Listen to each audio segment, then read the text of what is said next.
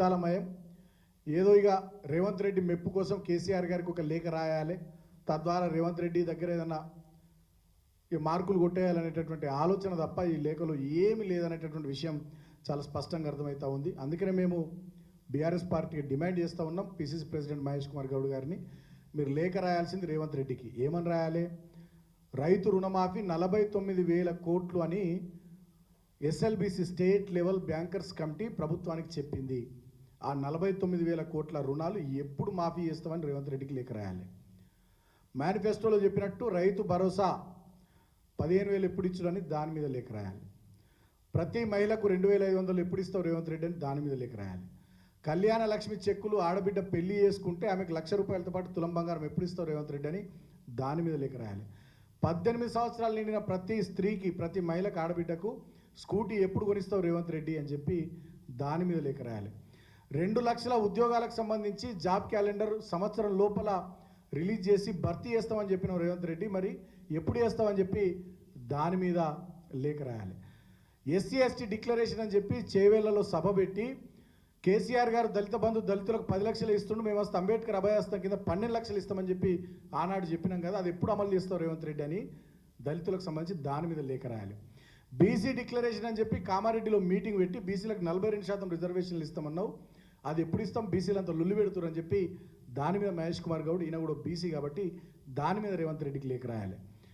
నిరుద్యోగులకు సంబంధించి సరూర్నగర్లో మీటింగ్ పెట్టి ప్రియాంక గాంధీ గారిని, మల్లికార్జున ఖర్గే గారిని పిలిపించి నిరుద్యోగ వృత్తి 4,000 ఇస్తాం ప్రతి నిరుద్యోగి బిడ్డకు ఉద్యోగాలు వచ్చేంత వరకు అని చెప్పి చెప్పినాం. ఎప్పటి నుంచి నిరుద్యోగ వృత్తి ఇస్తావు ₹4,000 రేవంత్ రెడ్డి అని దాని మీద మహేష్ కుమార్ గౌడ్ లేఖ రాయాలి. అంతేగాని ఇవాళ మా మీద లేఖ మా ముఖ్యమంత్రికి మా ప్రభుత్వ పనితీరు మీద గతంలో మా మీద లేఖ రాయడం అంటే అదిగా వేదాలు వల్లించే దయ్యాలు కూడా సిగ్గుపడతాయి. నినాక మొన్న ఆర్బీఐ చెప్పింది, రిజర్వ్ బ్యాంక్ ఆఫ్ ఇండియా వాళ్ళ బుక్లో చాలా స్పష్టంగా చెప్పింది, తెలంగాణ జిఎస్డిపి ఎన్ని లక్షల కోట్లకు పెరిగింది కేసీఆర్ హయాంలో, తెలంగాణ తలసరి ఆదాయం ఎంత పెరిగింది, తెలంగాణలో పంటల దిగుబడి ఎంత పెరిగింది, స్పష్టంగా తెలంగాణలో ఐటీ ఎగుమతులు, తర్వాత ఇండస్ట్రియల్ గ్రోత్, తర్వాత పవర్ కన్జంప్షన్ ఎట్లా పెరిగింది, విద్యుత్ వినియోగము, విద్యుత్ రంగానికి సంబంధించి ఆనాడు 2014 నాటికి ఎన్ని మెగావాట్లు ఉండే, మొన్న 2023 నాటికి ఎన్ని మెగావాట్లకు పెరిగింది తెలంగాణని ఆర్బీఐ చాలా స్పష్టంగా ఒక నివేదిక విడుదల చేసింది. మీరు పదే పదే మాట్లాడుతున్నటువంటి అబద్ధాలన్నిటి కూడా ఆర్బీఐ చెంపపెట్టు లాంటి నివేదిక విడుదల చేసి మీ ముఖం మీద కొట్టింది. కేసీఆర్ లక్షల కోట్లు అప్పు చేసిండు, 7 లక్షల కోట్లు అప్పు చేసినని మీరు ఏదైతే అబద్ధాలు చెప్పారో అదంతా తప్పు. కేసీఆర్ గారి ప్రభుత్వం 10 ఏళ్లలో చేసింది 3,17,000 కోట్ల అప్పు మాత్రమే.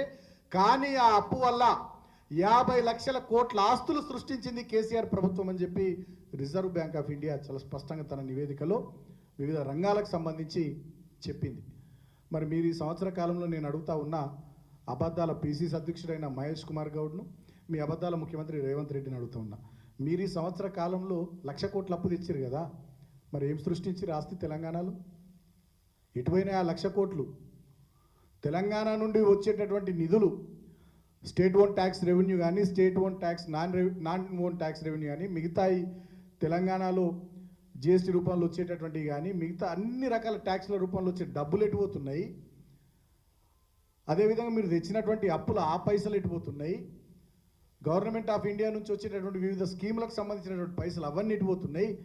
ఈ సంవత్సర కాలంలో ఒక్క ఆస్తినన్న మీరు సృష్టించగలిగినరా? మా 10 ఏళ్ల కాలంలో ఒక కాళేశ్వరం ప్రాజెక్టు కనబడుతుంది ఇలా ప్రజలకు, పాలమూరు రంగారెడ్డి ఎత్తిపోతల పథకం కనబడుతుంది, సీతారామ ప్రాజెక్టు కనబడతా ఉంది, సమ్మక్క బారాజ్ కనబడతా ఉంది, మేము పూర్తి చేసిన భీమా, నెట్టెంపాడు, కల్వకుర్తి, కోయిల్సార్ ప్రాజెక్టులు కనబడుతున్నాయి.